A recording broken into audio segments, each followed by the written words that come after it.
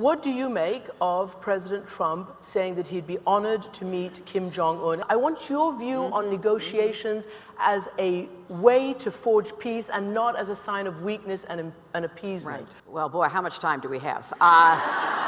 This is one of those wicked problems that people who get the honor of holding a position like I did really spend a lot of time on. So as briefly as I can, let me say this. First of all, there has to be a regional effort to basically incentivize the North Korean regime to understand that it will pay a much bigger price regionally, primarily from China, if it pursues this reckless policy of nuclear weapons development and, very dangerously for us, the missiles that can deliver those nuclear packages to places like Hawaii and eventually the west coast of the United States.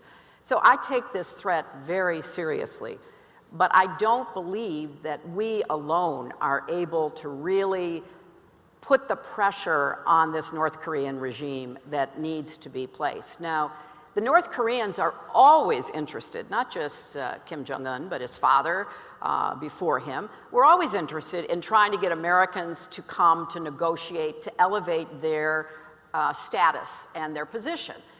And we should be very careful about giving that away.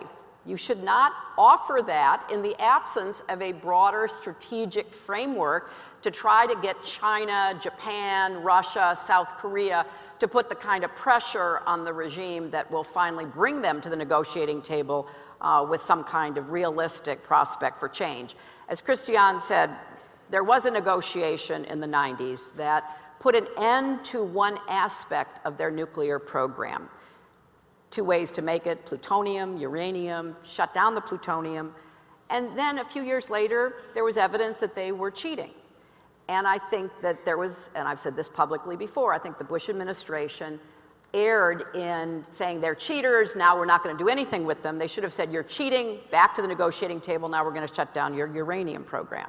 But because they withdrew from any kind of negotiations, the uranium program started up. So negotiations are critical, but they have to be part of a broader strategy, not just thrown out on a tweet some morning that, hey, let's get together and see if we can't get along, and maybe we can, come up with some sort of a deal. That doesn't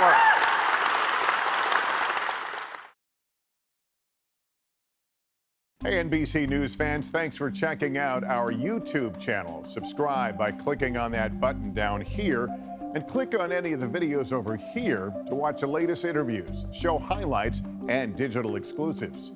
Thanks for watching.